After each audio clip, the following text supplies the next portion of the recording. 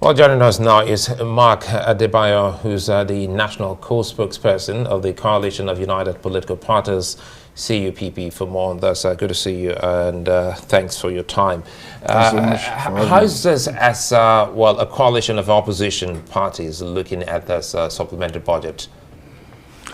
Well, thank you so much. If you look at when 2.1 trillion was submitted as appropriation supplementary budget, it was approved. Now we are hearing a borrowing plan of 7.8 billion US dollars and 100 million euros.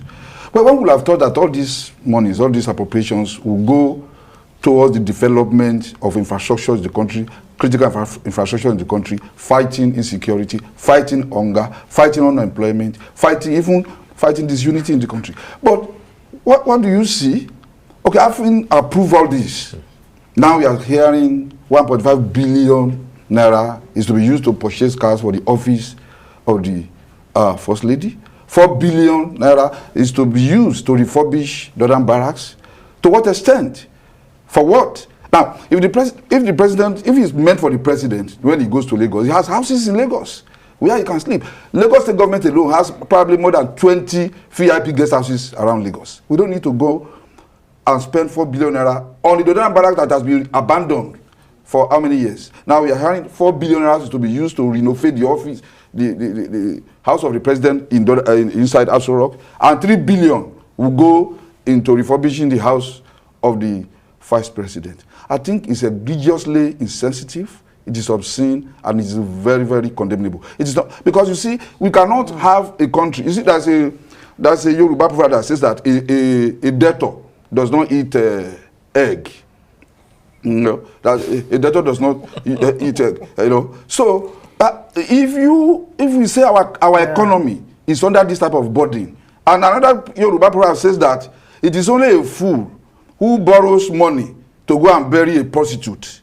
Ouch. You understand? That's because quite, heavy. And that is the kind of things we are seeing now. Just last year, the National Bureau of Statistics says 133 million Nigerians are multi-dimensionally poor. Just last year. But I can bet you that it has increased probably over 150 million. Let out me of take 200 it million from people. that multi-dimensionally poor that you just mentioned, 133 million according to the National NBS. Bureau of Statistics. Is it a case of, you know, are Nigerians so battered and so impoverished to the extent that the moment you hear that something's been budgeted for the, whether it's the executive, the judiciary, the legislature, the natural response for Nigerians will be to push back?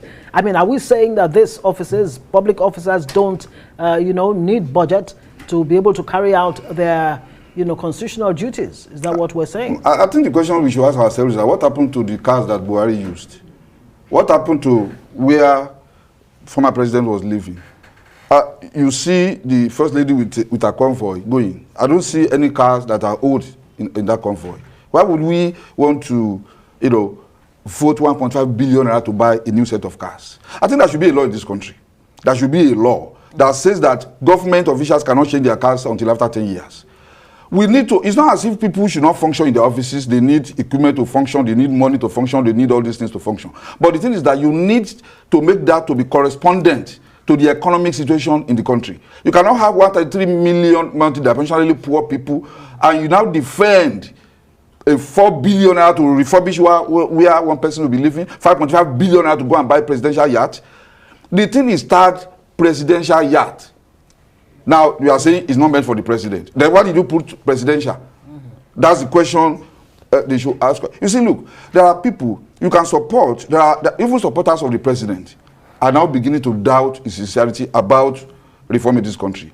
I have an uncle, Uncle Mufta, who is fanatically committed to supporting the president during this election. Immediately this news came out, my uncle, has been, for the first time since I know him, he has been so furious. Said, no, I'm out of this. Are you saying this because you are in opposition? Because you actually started by saying that the president can live in his personal residences when he visits places like Lagos.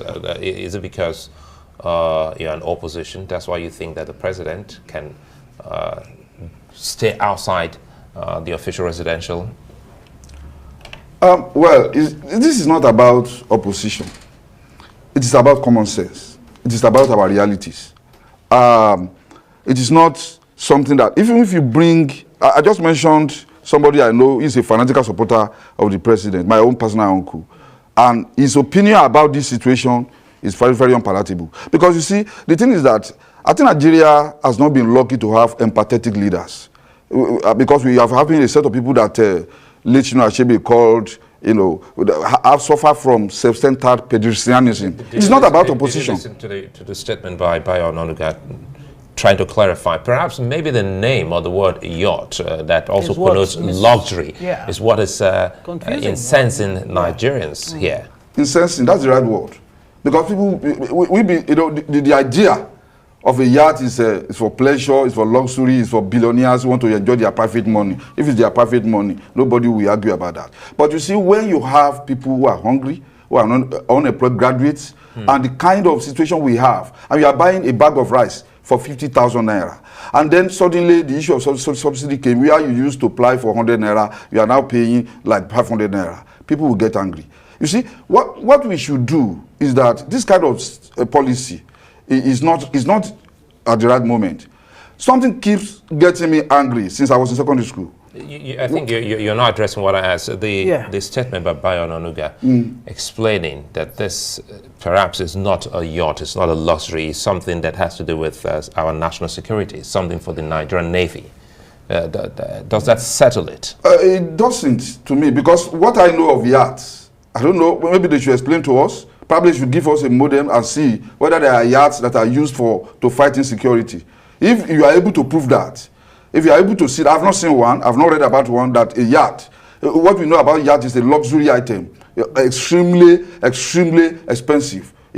That I don't know whether maybe it will be fighting insecurity when naval officers are tired, they just go inside it and enjoy themselves. It's meant for enjoyment, it's not for fighting security. I don't think it's that rugged for you to go and face battle. I'm not a soldier, I'm not a military man, but I know the meaning of a yacht. I've entered one before. Well, I didn't even see one gun inside. What the Navy, or at least what the government is saying, is that, look, this was ordered, by the Navy before this administration. And as a matter of fact, this particular yacht, or, maybe security vessel or boat, if you like, is, well equipped with modern day, gadgets and what have you. But based on this outcry, and you're reflecting that same outcry by Nigerians, you have a situation where the House of Reps have pushed back on this same issue of the yacht, while the Senate has, gone ahead to give, give their nod to it. Is there a disconnect between the upper legislative arm and the, lower arm, the House of Reps, or even a disconnect, between the legislature and Nigerians, the citizenry? What do you think is going on here? Well, I think from 1999, the House of Representatives has proven to be truly representative in some respects. When issues like this happen, when controversial issues like this happen, you see that the House of Representatives standing up for the people. If it were to be a military yacht or a combat yacht, I'm sure the people who are representing us in the House of Representatives should know and tell us.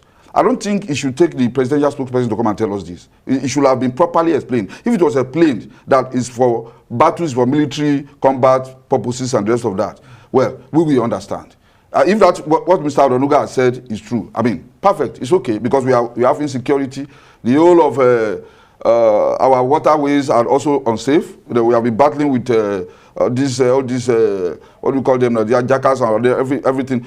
People are stealing our oil. Several billions. They are still stealing it today.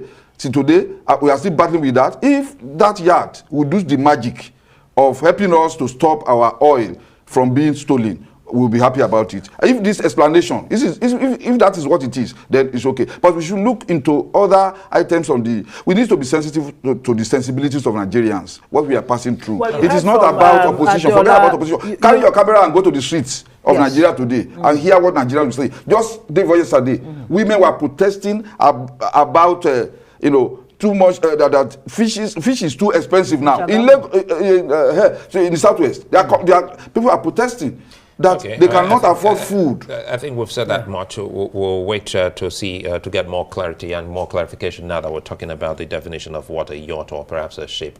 Mark Adebayo, I would like to thank you for your time. Thank you so much for having me. Thank you so much.